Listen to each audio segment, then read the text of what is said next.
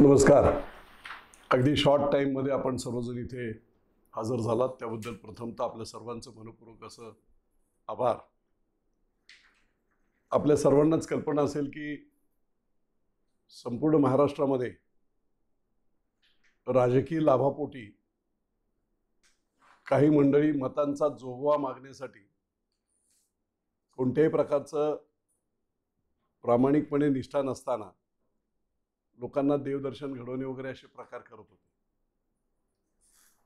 आणि अशा प्रकारच्या या भ्रष्टपणाच्या व्यवस्थेला छेद द्यावा म्हणून राज्य सरकारने आपल्या 60 वर्ष वयावरील सर्व वरिष्ठ नागरिकांना देशातल्या सर्व तीर्थस्थळांवर जाण्याची व्यवस्था त्यांनी केलेली आहे. आणि ती व्यवस्था विजय शिवतारे मित्रमंडळाच्या माध्यमातून संपूर्ण पुरंदर हवेलीमध्ये राबवली जाते. मला आपल्या माध्यमातून प्रथमतः आपल्या सर्वांना आपल्या माध्यमातून पुरंदर हवेलीतील जनतेला सूचित करावं असं वाटतंय की जवळजवळ आता मोठी स्थळं पहिली आपण करणार आहोत ज्याच्यामधून ट्रेन्समधून याला जाता येईल. काशी विश्वेश्वर, त्याच्यानंतर अयोध्या आणि त्याच्यानंतर अगदी लोकांचा जिव्हाळ्याचं तीर्थस्थान असणारं उज्जैनचं महाकाल मंदिर, या तिन्ही ठिकाणी डायरेक्ट कनेक्टिव्हिटी रेल्वेची आहे. आणि त्यामुळे एकत्रितपणे प्रत्येक गावातील जे ज्या लोक इच्छुक असतील अशा सर्व सिनियर लोकांना सरकारी माध्यमातून आणि काही विजय शिवतारे मित्रमंडळाच्या माध्यमातून आवश्यक आणखी काही सेवा या त्याच्यामधून दिल्या जाणार आहेत. आणि म्हणून आजचा हा दिवस आपण सर्वांनीच पाहिलं असेल की अनेक लोक निव्वळ लोकांना भावनिक करून तीर्थयात्रेच्या नावाखाली मतांचे जोगवे आणि त्या ठिकाणी जाऊन शपथा घेणे अशा प्रकारचं काम करतो. लोकांना ते पटत नव्हतं, परंतु काही मंडळी खरोखरची गरीब मंडळी ती त्याच्यामध्ये समाविष्ट होत होती. आज हे सर्व झाल्यामुळे अशा प्रकारच्या लोकशाहीमध्ये ज्या चुकीच्या पद्धती अवलंबल्या जात आहेत त्याला छेद दिले गेलेले. याच्या बरोबरीने काल मी आमच्या लाडक्या बहिणींना पुरंदरमध्ये जवळजवळ 68,000 लाडक्या बहिणी झालेली आणि खाली हवेलीमध्ये हवेलीची जी 11 गावं आहेत त्या गावामधून जवळजवळ 41,000, जवळजवळ 1,10,000 लाडक्या बहिणी बारकाईने आमच्या कार्यकर्त्यांनी, त्याचप्रमाणे मदतनीस, अंगणवाडी सेविका, ई सेवा केंद्र, माझ्याकडे जवळजवळ 20 महिला आम्ही बसवले होते की लोक येत होते तसं त्यांचे फॉर्म ऑनलाईन भरून एक चांगलं काम पुरंदर हवेलीमध्ये झालं आहे. आणि म्हणून त्या सर्वांना मी एक पत्र सुद्धा दिलेलं आहे सगळ्या लाडक्या बहिणींना. आणि त्याच्यात मुद्दाम हा उल्लेख आहे की आयुष्यभर मुलगी 20 वर्षापर्यंत आईवडिलांच्या घरी काम करत असते, सर्व सेवा देत असते. 20 वर्षानंतर लग्न झाल्यानंतर ती नवऱ्याच्या घरी अव्याहतपणे सेवा देत असते. या दोन्ही सेवांमधून कसलाही मोबदला काही नसतो, ते पारंपरिक कर्तव्य म्हणून होत असतं. पण वस्तुस्थिती ही देखील तितकीच खरी आहे की 60 वर्षाची एखादी महिला, मुलं लग्न झाली, सर्व झाल्यानंतर तिला जर देवाला कुठे जायचं असेल, पंढरपूरला कुठे, तर 1000 रुपये आपल्या वृद्ध नवऱ्याकडे किंवा तरुण करता मुलगा आहे त्याच्याकडे मागावे लागतात. काही ठिकाणी चांगली ट्रीटमेंट मिळते, काही ठिकाणी नव्हतं ते होत. आणि म्हणून कुचंबना होत होती.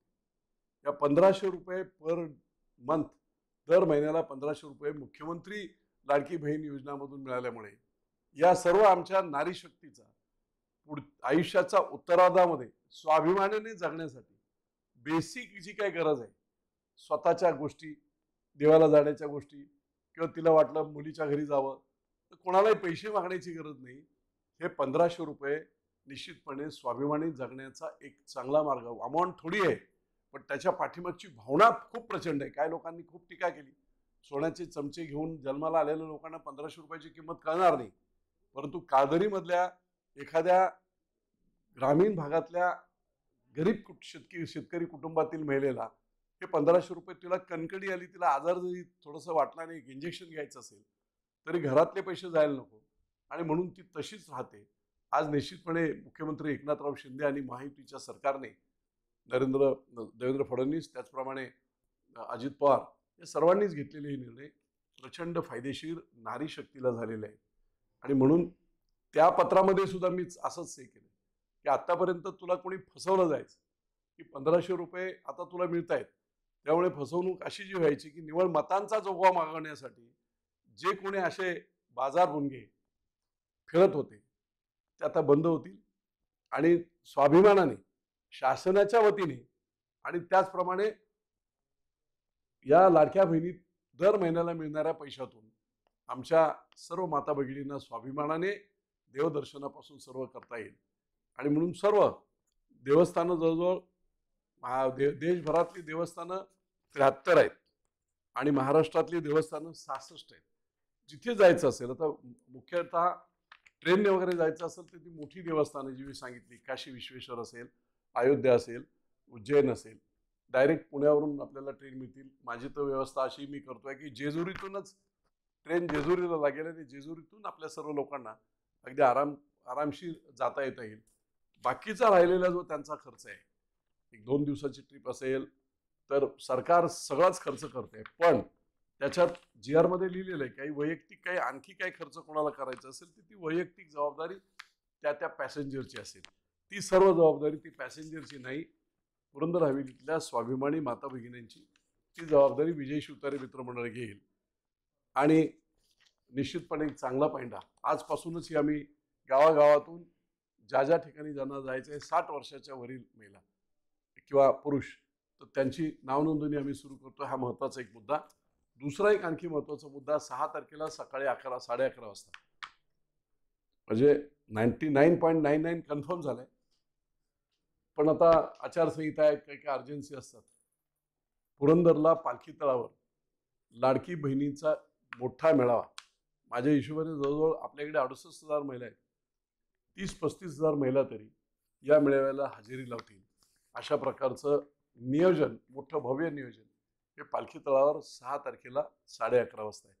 आपल्या माध्यमातून सर्वच पुरंदर हवेलीतील जनतेला मी सांगू इच्छितो की त्यांनी हे जे काय एकनाथराव शिंदे अगदी संवेदनशील मुख्यमंत्री, की रिक्षा चालवणारे ग्रामीण शेतकऱ्याचा मुलगा आज मुख्यमंत्री झाला आणि तो दिवस रात्र काम करतोय, पहाटे 5 पर्यंत काम, सकाळी 8 पासून काम, आणि अशा वेगवेगळ्या योजना जे करतायत त्याचे निश्चितपणे त्यांचं कौतुक करण्यासाठी आणि त्यांना शाबासकी देण्यासाठी सर्व माता भगिनींनी, आमच्या मुख्यमंत्री लाडकी बहीणच्या लाभार्थी सर्वांनी इथपर्यंत यावं. ती सगळी व्यवस्था विजय शिवतारे मित्रमंडळ आपल्याला आणण्यासाठीची वगैरे करते.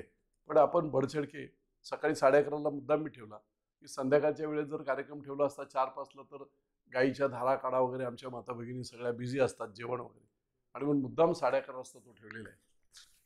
कोतवालांचं मानधन वाढवलेलं आहे. त्याचप्रमाणे गेल्या काही दिवसापूर्वी आशा वर्कर्स आणि त्याचबरोबर अंगणवाडी सेविका यांच्या देखील मानधनामध्ये वाढ झालेली आहे.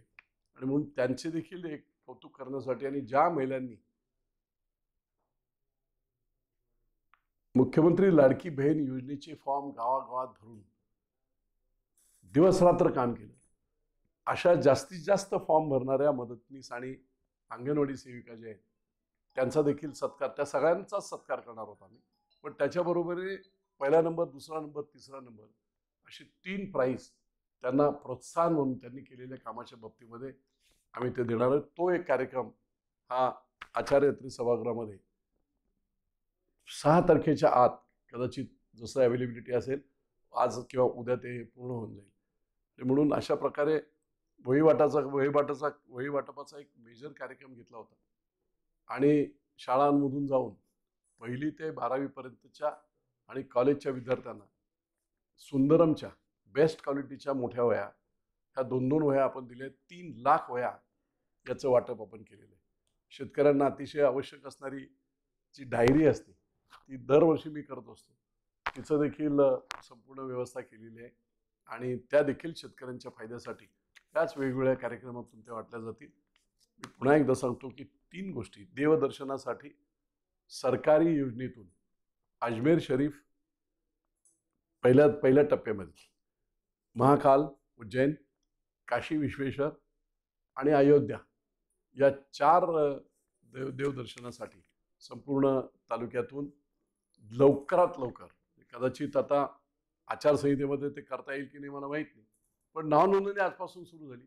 आचारसंहिता जशी संपेल तसं या देवदर्शनाच्या खूप सरकारचं मनपूर्वक कौतुक, सरकारचं आणि दोन्ही उपमुख्यमंत्री आणि मुख्यमंत्र्यांचं कौतुक.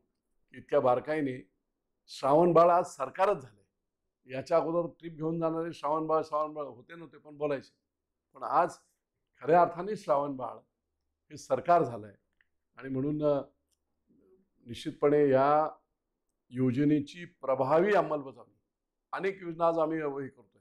वयश्री योजना 65 वर्षावरील आमच्या सर्व वरिष्ठ मंडळींना 3,000 रुपये वर्षाला मिळतात, त्याची अंमलबजावणी चालू आहे. आमच्या वॉर रूममधून ते देखील चालू आहे. त्याच्यानंतर तरुणांना रोजगार स्टायपेंड देण्याची जी योजना त्यांनी केली आहे, त्याच्यामध्ये 6,000 रुपये 12वी, 8,000 रुपये डिप्लोमा आणि 10,000 रुपये डिग्री होल्डर, या देखील योजनेमधून अनेक कंपन्यांमधून वगैरे आपल्याला चांगला सपोर्ट मिळतोय. माझ्या मते जवळजवळ 1.5 लाख मुलांना ऑलरेडी सरकारी आस्थापनातून रोजगार मिळाला आहे. आणि वेगवेगळ्या ठिकाणच्या MIDCs, वेगवेगळे कारखाने, वैयक्तिक हे, त्याच्यामधून देखील चांगल्या प्रकारचा सपोर्ट मिळतो. आणि म्हणून इतक्या बारकाईने लोकाभिमुख, लोकांना अभिप्रेत असणाऱ्या सर्वसामान्यांना केंद्रबिंदू मानून केलेल्या या सर्व योजनांचा जास्तीत जास्त अंमलबजावणी बारकाईने आपल्या सगळ्या शिवसेनेच्या कार्यकर्त्यांच्या मार्फत, महायुतीच्या सर्व लोकांच्या मार्फत राबवणे, अशा प्रकारचा संकल्प आम्ही सगळं केला आहे. आणि म्हणून एक 6 तारखेची लाडकी बहीण योजनेचा कार्यक्रम, त्याचबरोबर देवदर्शनाच्या ट्रेन्सचा कार्यक्रम, आणि त्याचबरोबर आशा वर्कर्स, अंगणवाडी सेविका ज्यांनी चांगलं काम केलं त्यांचे सत्कार, तिथेही 3 सत्कार आम्ही करणार आहोत. पण त्याच्याबरोबरीने सगळ्यांना एकत्र बोलून 68,000 लोकांची नोंदणी करणे, याच्यामध्ये मोठा सहभाग त्यांनी घेतलेला आहे. म्हणून त्या सर्वांना एका ठिकाणी बोलवून त्या सगळ्यांना त्यांचं कौतुक केलं जाईल. त्यांना काही शाबासकीपर काही गोष्टी हे केल्या जातील. जेवढ्या सेविका आहेत त्यांना मान सन्मान म्हणून त्यांना साडी चोळी दिली जाईल की त्यांनी ते काम केलेलं आहे. म्हणजे टोटल 1 लाख धरले आणि 1,500 रुपये धरले तर यू कॅन जस्ट इमॅजिन, शेकडो कोटींचं काम गोरगरिबांच्या अकाउंटमधून येत आहे. काल सुद्धा 1,500 रुपयाचा एक हप्ता मुख्यमंत्री महोदयांनी हे केलेलं आहे. आज आणखी एक महत्त्वाची घोषणा कालच्या याच्यामध्ये झाली आहे की ग्रामसेवकाच्या अंडर जो सहाय्यक ग्रामसेवक अशा प्रकारची जी पोस्ट होती, MRIGचं काम केल्यानंतर त्या कामातले काही टक्के फक्त त्यांना मिळायचे. काही ठिकाणी कामं व्हायची, काही ठिकाणी व्हायची नाही, आणि म्हणून त्यांना रोजगार मिळायचा नाही. परंतु शिकलेली मुलं अशी अडकत असायची. आणि म्हणून त्यांचा सर्वांचा विचार करून ग्रामसेवक सहाय्यक जे होते त्यांना फिक्स्ड 8,000 रुपये मानधन महिन्याला हे मुख्यमंत्री महोदयांनी केले की ज्याच्या माध्यमातून गावातली कामं होतील. आणि 8,000 रुपये फिक्स मिळाल्यानंतर त्या मुलाला निश्चितपणे त्याच्या स्वतःच्या संसाराला देखील चांगल्या प्रकारचा हातभार लागेल. आणि म्हणून ही कधीही न झालेली कामे, कधीही कोणी विचार न केलेली सत्ताधाऱ्यांनी कामं ही सरकार करते आहे. मी पुन्हा एकदा मुख्यमंत्री, दोन्ही मुख्यमंत्र्यांचं मनपूर्वक असं आभार मानतो, अभिनंदन करतो. आणि या कार्यक्रमाला, लाडकी बहीण कार्यक्रमाला बडचढके सर्वांनी यावं. त्याचप्रमाणे देवदर्शनाला रेकॉर्ड आपण करू. जेवढी आमची वरिष्ठ माणसं आहेत, एकही माणूस सोडणार नाही. काशीला जावं हे हिंदू धर्मामध्ये खूप महत्वाचं आहे. कुठचाही इलेक्शन झाल्यावर करतोय मी, आता इलेक्शनच्या अगोदर करत नाहीये. इलेक्शनच्या अगोदर काही स्वार्थी हेतू ठेवून काम केलं जातं. पण ही आता अव्याहत प्रोसेस, जोपर्यंत स्कीम चालू आहे तोपर्यंत अव्याहत प्रोसेस सुरू होईल. आणि पुरंदर हवेलीमधील प्रत्येक वयोवृद्धाला या तिन्ही ठिकाणी जाण्याची संधी देणे, ही अशा प्रकारची योजना झाली. ती योजना काटेकोरपणे, मनपूर्वक, त्याच्यात स्वतःचं आणखी काही जे काही लोकांना मदती करता येईल ते करत, ती योजना देखील आम्ही करणार आहोत. या तिन्ही गोष्टींसाठीच ही पत्रकार परिषद होती. जय हिंद, जय महाराष्ट्र. कोणाला काही प्रश्न विचारायचे असतील तर विचार. CM DCM येणार. हो, मुख्यमंत्री, उपमुख्यमंत्री दोन्ही. पुरंदरच्या जागेवर तुम्ही लढवणार चर्चा इच्छुक आहात, महायुतीतीलच इतर पक्षांनी सुद्धा दावा केलाय. दावा करायचा अधिकार सर्वांना आहे. मी परत सांगतोय, 40-40 वर्ष जे लोक काम करतायत आपापल्या पक्षामध्ये, जेव्हा इलेक्शन त्यांनाही वाटतं ना की मला संधी मिळावी. अर्थात एक तिकीट असते, चौघांना संधी मिळत नाही, पण दावा करणे हा त्यांचा अधिकार आहे, त्याच्याबद्दल अजिबात गैर नाही.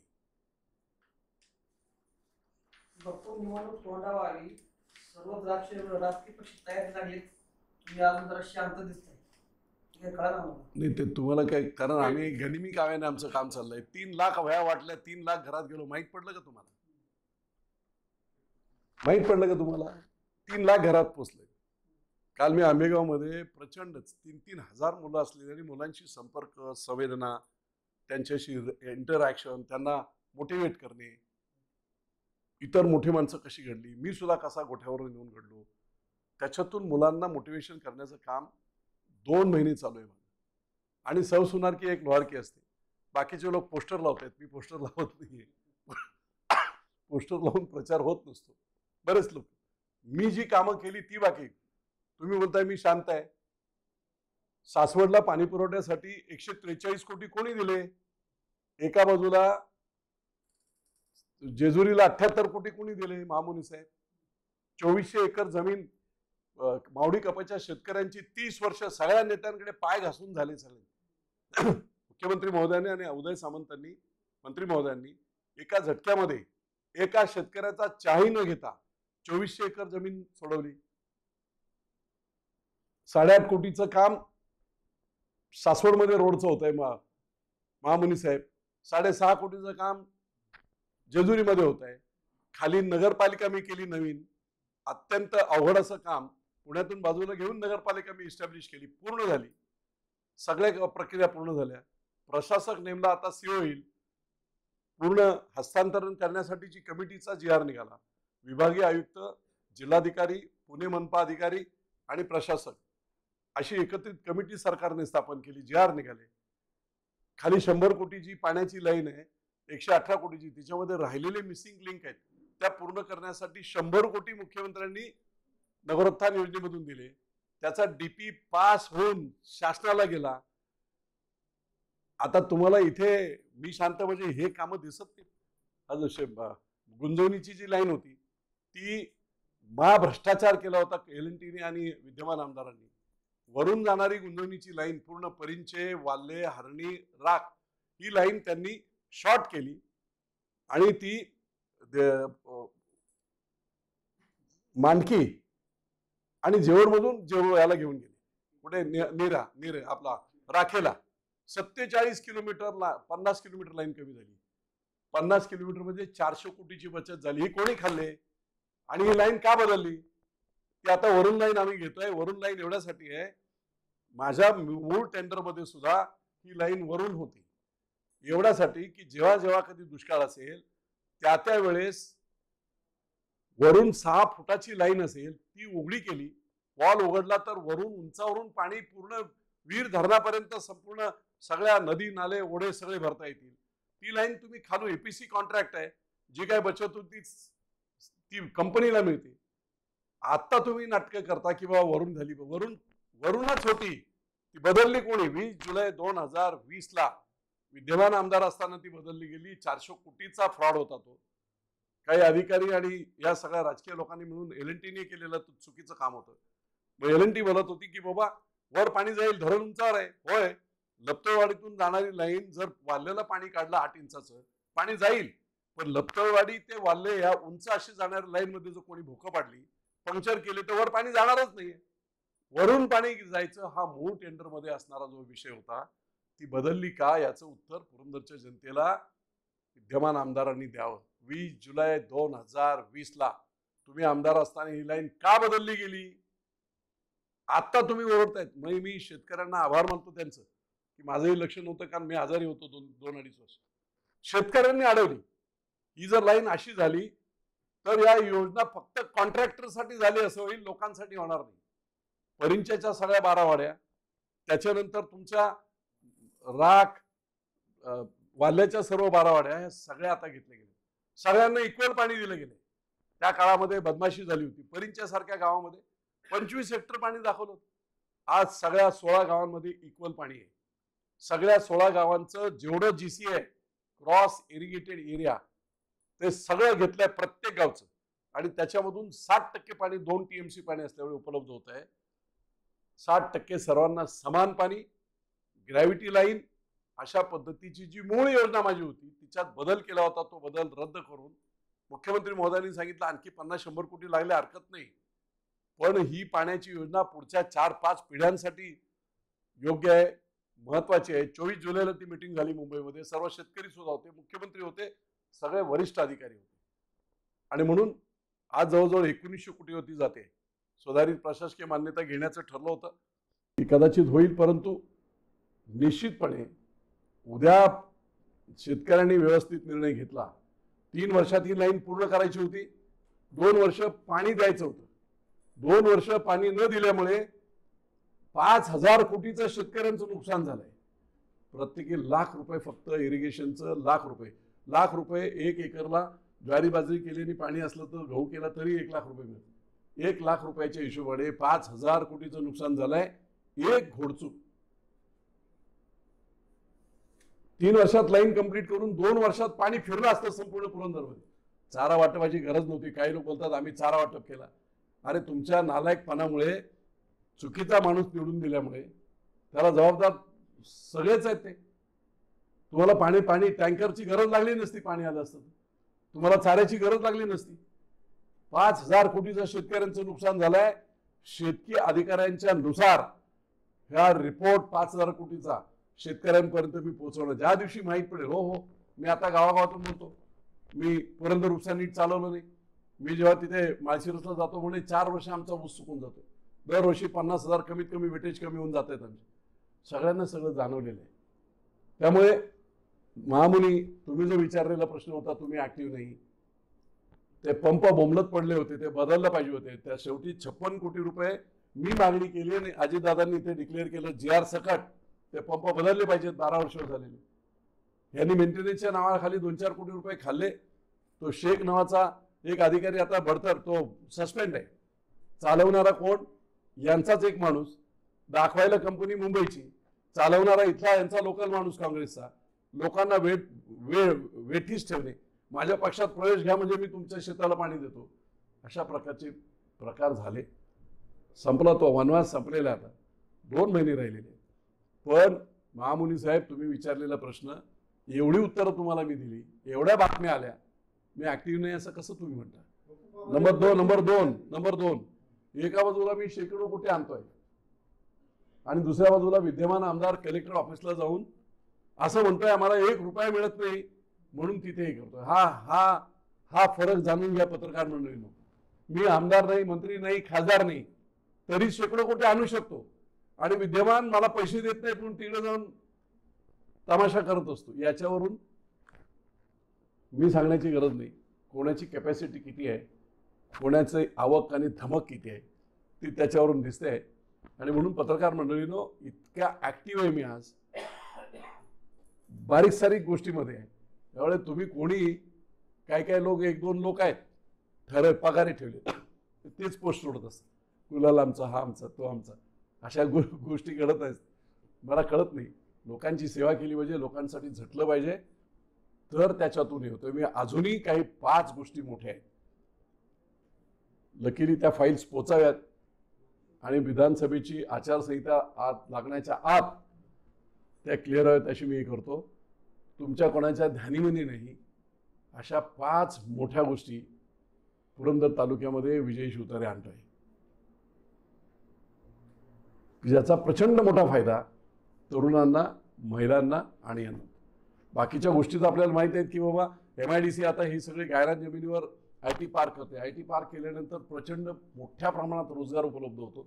आपली इंजिनियर झालेली मुलं मुली, BCS MCS झालेली घरी बसलेली आहेत. त्या लोकांना त्याची प्रोसेस जोरात चालू आहे. त्या 5 मध्ये ते सुद्धा एक आहे. आणि म्हणून विमानतळाच्या बाबतीत परवा पुण्यामध्ये मुख्यमंत्री महोदयांनी जाहीर केलं आहे. त्यांच्या भाषणामध्ये जेव्हा PMचं मेट्रोच्या उद्घाटनासाठी ते आले होते, त्या दिवशी मी 5:30 पर्यंत माझी मीटिंग होती. आम्ही सगळेच जण होतो आणि त्याच्यानंतर मी नाही येऊ शकलो तिथे, थोडी तब्येत बरी नव्हती.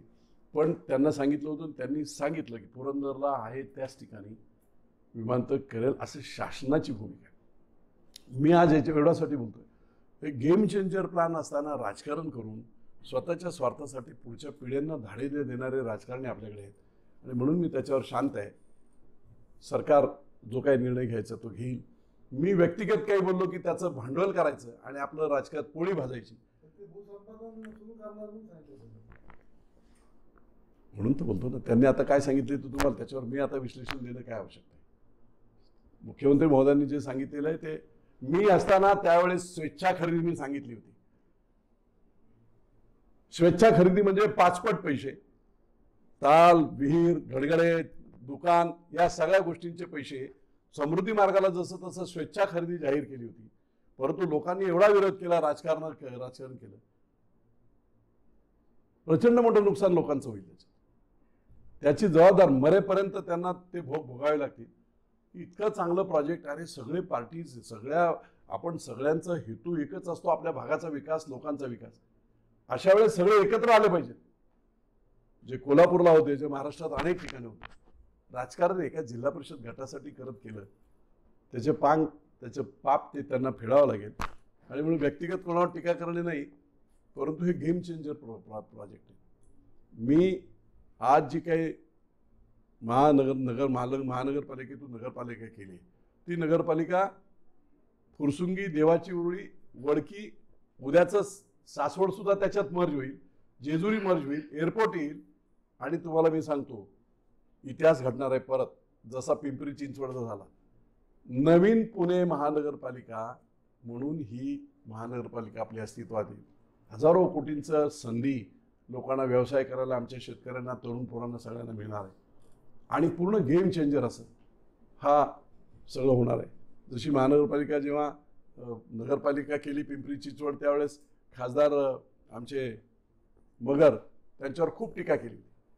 पण 1982 साली झालेली ती नगरपालिका 86ला महानगरपालिका करावी लागली आणि आज एशिया खंडातली सगळ्यात श्रीमंत महानगरपालिका आहे. सेम वातावरण इथे आहे. तिथे तर विमानतळ नव्हतं, इथे इंटरनॅशनल विमानतळ एवढी मोठी, जशी पिंपरी चिंचवडला इंडस्ट्री आहे तशी मोठी इंडस्ट्री जेजुरी MIDC आहे. पाणी उपलब्ध आहे प्रचंड. 50 TMCचं क्लस्टर आहे, त्याच्यातलं 10% पाणी इंडस्ट्रीसाठी, म्हणजे जवळजवळ 5 TMC पाणी, अजून अर्धा TMC पाणी यूज नाही झालं. त्यामुळे महाराष्ट्रातली सगळ्यात बेस्ट उद्योगाला जागा आज कुठची असेल जिथे सगळ्या फॅसिलिटी आहेत. रेल कनेक्टिव्हिटी, रोड कनेक्टिव्हिटी, रेलला आपला धक्का आहे रेल्वेचा, रोड कनेक्टिव्हिटी, पालखी मार्ग आहे, एअर कनेक्टिव्हिटी, विमानतळ येऊ घातलेलं आहे, आणि पाणी. या 4 गोष्टी जिथे असतात तिथे इंडस्ट्री फोपावते. आणि म्हणून मला खात्री आहे की जेजुरीचा पुढचा जो टप्पा आहे MIDCचा, विमानतळाने हे सगळं झाल्यानंतर नवीन महानगरपालिका, पुणे नवीन महानगरपालिका, अशा प्रकारचं एक बगळा म्हणून जन्म घेतला तरी त्याचा राजहंस होणार आहे, हे विजन माझं आहे. आणि म्हणून जशी तीच हिस्ट्री रिपीट्स असं म्हटलं जातं. पिंपरी चिंचवडच्या बाबतीत जो इतिहास झाला तसाच इतिहास या नगरपालिकेचा पुढे महानगरपालिकेत होईल, हे माझं विजन आहे. आणि म्हणून वेगवेगळ्या प्रकारची प्रकल्प, आता मी मुद्दाम ते सांगत नाही की जेव्हा ते माझ्या हातात पेपर्स येतील त्यावेळेस तुम्हाला ती सगळ्या प्रोसेसमध्ये कुणी विचारसुद्धा, जसं विमानतळाचा कोणाला माहीत नव्हतं, माहीत सुद्धा होतं का? गुंजवणीचं पाणी कोणाला माहीत तरी होतं का? नव्हतं माहीत. तसे आणखी 2-3 मोठे प्रकार असे आहेत की हे विचार सुद्धा करत नाही. आपले लोकल नेते विचार देखील करू शकत नाही. बापू, तुम्ही आताच म्हटला की महानगर परिषदेचं महानगरपालिकेमध्ये रूपांतर होईल. सासवड नगर परिषदेवरती जे चंदूकाका जगताप हे नाव लावलं गेलेलं आहे, ही कितपत योग्य आहे आणि तुम्ही आतापर्यंत त्याची टीका घेतली नाही? एक लक्षात घ्या, व्यक्तिगत टीका शेवटी आपल्याच तालुक्यातले लोक आहेत. चंदूकाका जगताप सुद्धा त्या काळात माझ्या अगदी जवळचे मित्र होते. ठीक आहे, त्यांना ते कळलं पाहिजे आणि लोकांनी त्याचा हिशोब केला पाहिजे. मी त्याच्यावर काही टीका नाही येऊ दिली, तर लोकांना पटत नसेल तर लोक बघतील ना काय करायचं.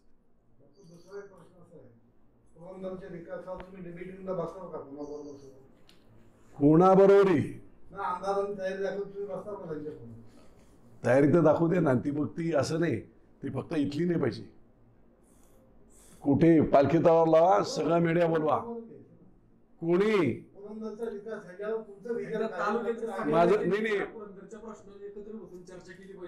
नाही चर्चा नाही. मी बोलेल ना चर्चा. मी ज्या केलेल्या गोष्टी होत्या त्या 5 वर्ष पाठीमागे गेल्या.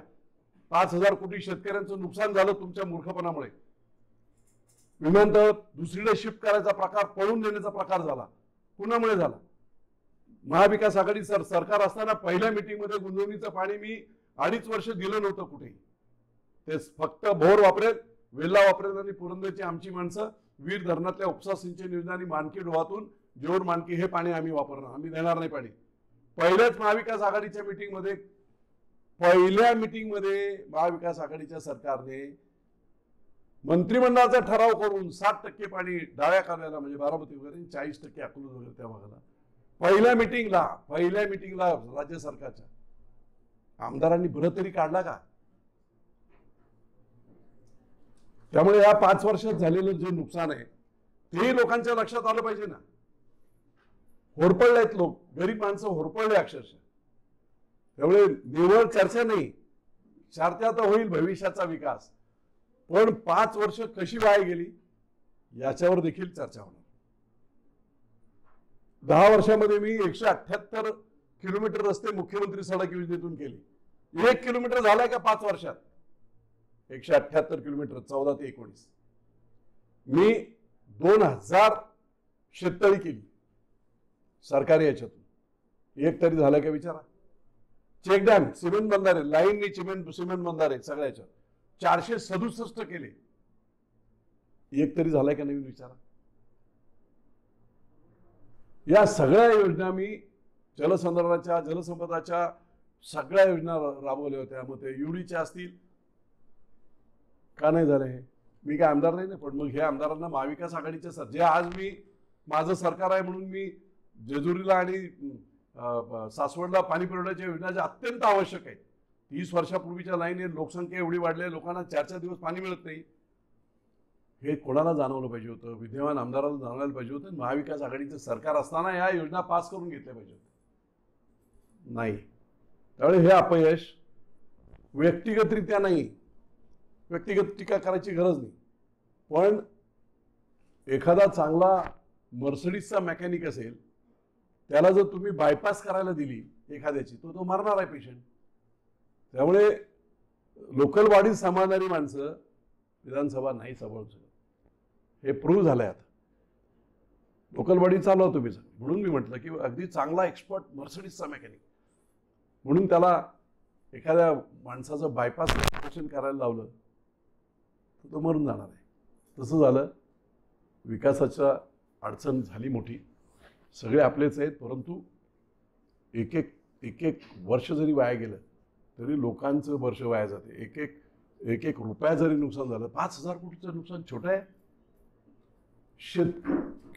कृषी खात्याकडचे आकडे हे मी इलेक्शनच्या दरम्यान जाहीर कृषी खात्याने दिलेले आहे.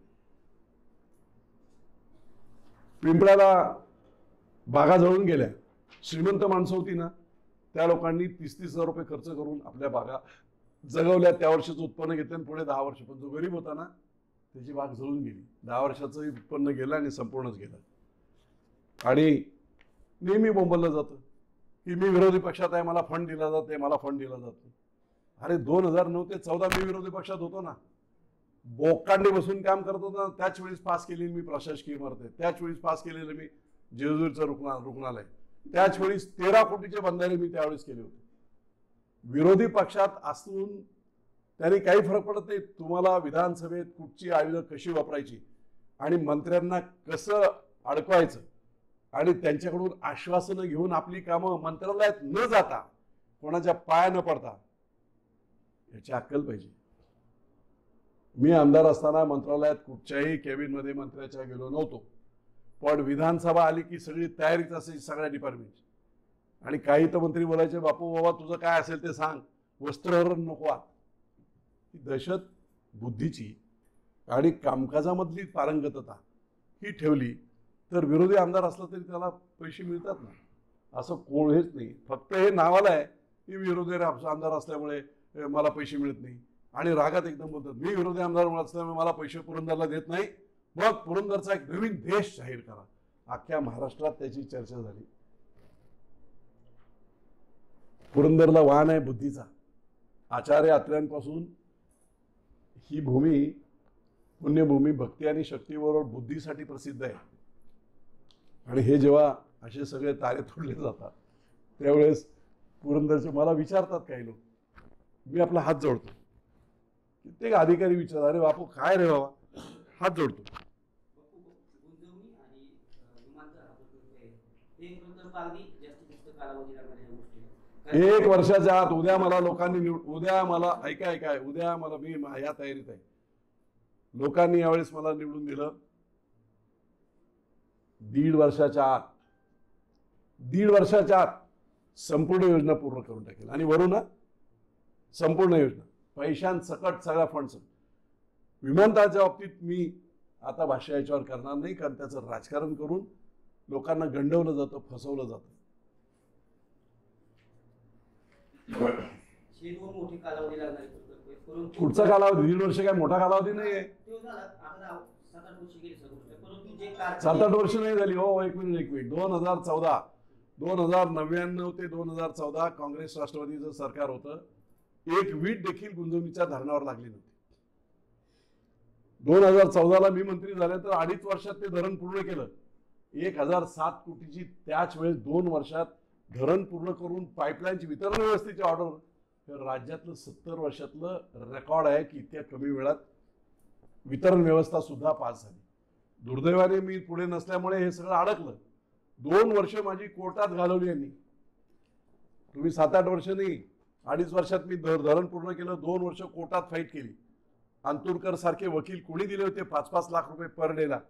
शेतकऱ्यांच्या ग्रीव्हन्सेस घेऊन हायकोर्टात गेले होते. आणि शेवटी इलेक्शनच्या दरम्यान आचारसंहिता डिक्लेअर झाल्यानंतर कोर्टाने त्या 6च्या 6 केसेस फॉल्स अँड फ्रिवलेस, खोट्या आणि बिनबुडाच्या आहेत, फेकून दिल्या. मी बोंबलून सांगत होतो की बाबा झालं, क्लिअर झाला आता मार्ग.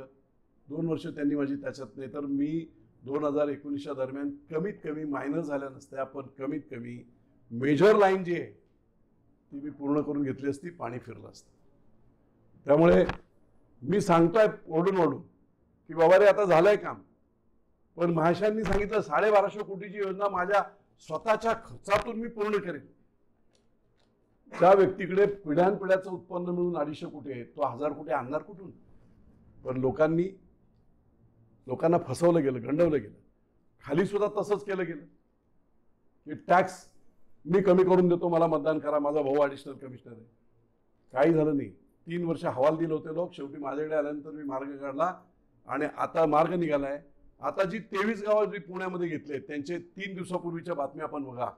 पुणे महानगरपालिकेचा टॅक्स आम्ही देऊ शकत नाही म्हणून मी गावं विकायला काढले आहेत असे बोर्ड सगळ्या 23 गावात लावले.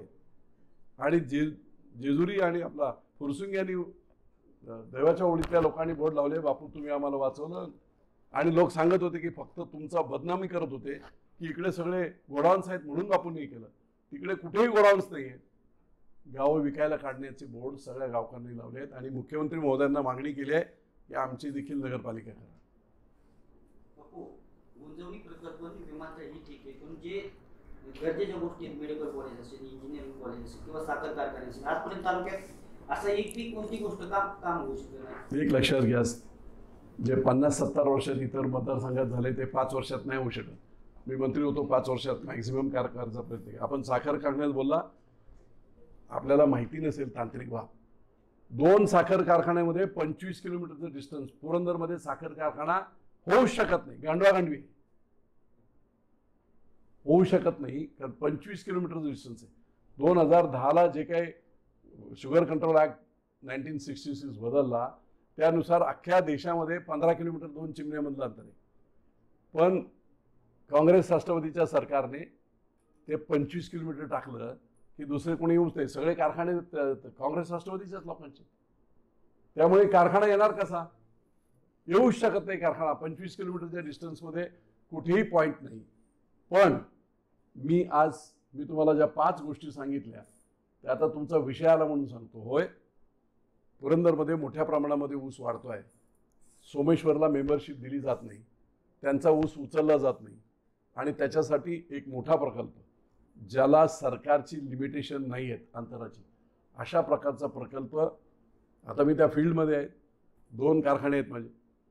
त्यामुळे तसा इथे चांगला प्रकल्प जेणेकरून पुरंदरच्या शेतकऱ्यांना स्वाभिमानाने कुठेही दुसऱ्या कारखान्याकडे जावं लागणार नाही, चांगल्यात चांगले रेट मिळतील अशा पद्धतीचा साखर कारखाना नाही आहे, पण हे सगळं क्रशिंग होऊ शकतं आणि त्याच्यातून वेगवेगळे प्रॉडक्ट होतील अशा प्रकारचा प्रोजेक्ट हा मी ऑलरेडी पाईपलाईनमध्ये आहे. जे 5 गोष्टी मी तुम्हाला सांगत होतो ना, त्यातली एक गोष्ट आता विषय निघाला म्हणून तुम्हाला सांगू नये.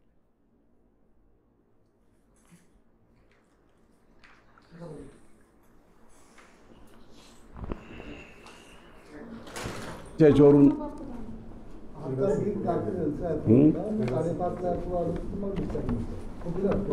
हे झालं.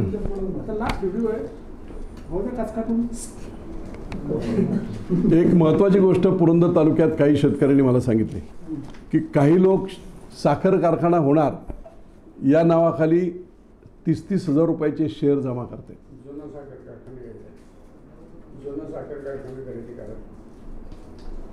जुना साखर कारखाना खरेदी करायला तुम्हाला शेअर घेता येत नाहीत. प्रायव्हेट कारखाना असेल तर तुम्ही जास्तीत जास्त 200 शेअर घेऊ शकता. 200 म्हणजे किती? 200 गुणिले 30,000.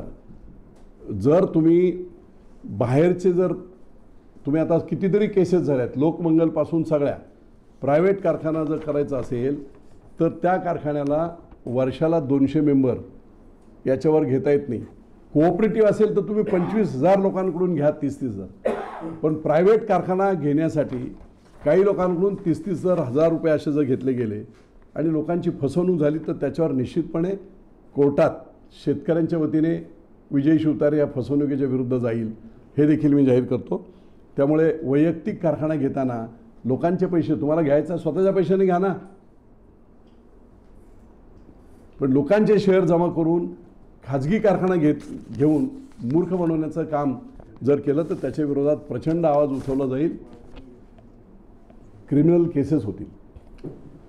मोठे मोठे गुट्टेपासून सगळे कारखान्यांचे जेवढे लोकांनी असे 30-30 हजार लोकांचे जे पैसे घेतले होते ते परत करावे लागले व्याजासकट. त्यामुळे इथे जर लोकांना तशी फसवणूक केली गेली तर त्याच्या विरुद्ध विजय शिवतारे आवाज नक्की उठवेल शेतकऱ्यांचं. कारण पहिल्या एकदा शेअर जमा झालेले आहेत ना, शेअरही गेले आणि कारखाना गेला आणि सगळंच गेलं. त्यामुळे हे दुसरी प्रकार व्हायला नको. हे तर त्याच्या पुढचे आहे ते, कारण ह्यांनी खाल्ले तर निवडणूक खर्च यांनी जर असं काय केलं तर त्यांना बोलायची तुमची कोणाची डेअरिंग होणार नाही. पण ते मी होऊ देणार नाही. मला सर्व कल्पना आहे. खाजगी कारखाना करायचा असेल तर स्वतःच्या दमावर केलं पाहिजे, इतरांच्या शेतकऱ्यांच्या शेअर कॅपिटलवर नाही. त्यामुळे पुरंदरमधील सर्व शेतकऱ्यांनी सावध राहावं. कुणीही 30-30 हजार रुपये शेअर ते काय आहे ते बघा. अजिबात करायची गरज नाही. शेतकऱ्यांच्या हितासाठी इलेक्शन संपल्याबरोबर तो प्रोजेक्ट मी जमीन घेणं वगैरे सगळं चालू आहे. तो प्रोजेक्ट शेतकऱ्यांच्या हितासाठी, तो प्रॉफिटसाठी नाही आहे, शेतकऱ्यांच्या हितासाठी. ऊसाचं उत्पादन जे वाढलं आहे, उद्या गुंजवणीचं पाणी फिरेल 1-1.5 वर्षात. मी आमदार झालो 1.5 वर्षात पाणी आणणार, तर त्याच्यामध्ये नंतरसुद्धा ऊस खूप वाढेल. आणि म्हणून त्या दृष्टीने त्याची मुवमेंट एक 2-3 महिन्यामध्ये एकदा परतचं सरकार आलं, मी आमदार झालो, काय जे आहे बाकीची काय संधी मिळेल ती मिळेल, पण त्याच्या बरोबरीने ताबडतोब जागा आणि कार्यक्रम 1.5 वर्षाच्या आत गुंजवणीचं पाणी येऊन ऊस लागून आणखी 1 वर्ष जाणार आहे. त्याच्या आत लोकांच्या ऊसाची सर्व व्यवस्था विजय शिवतारे करेल. मला काय कोणाकडून इकडून तिकडून पैसे नाही जमा करायचे, मला कोणाकडून शेअर नाही घ्यायचे. मी स्वतः उभा करेल आणि नंतर मग लोकांना वाटलं की आपला कारखाना आहे तर त्या पद्धतीने एकदा चालू झाल्यानंतर ब क्लासची जी वर्गणी असते त्या हिशोबाने ते मी करेल. पण कारखाना स्वनिधीतून उभा राहील, लोकांच्या निधीतून नाही. धन्यवाद.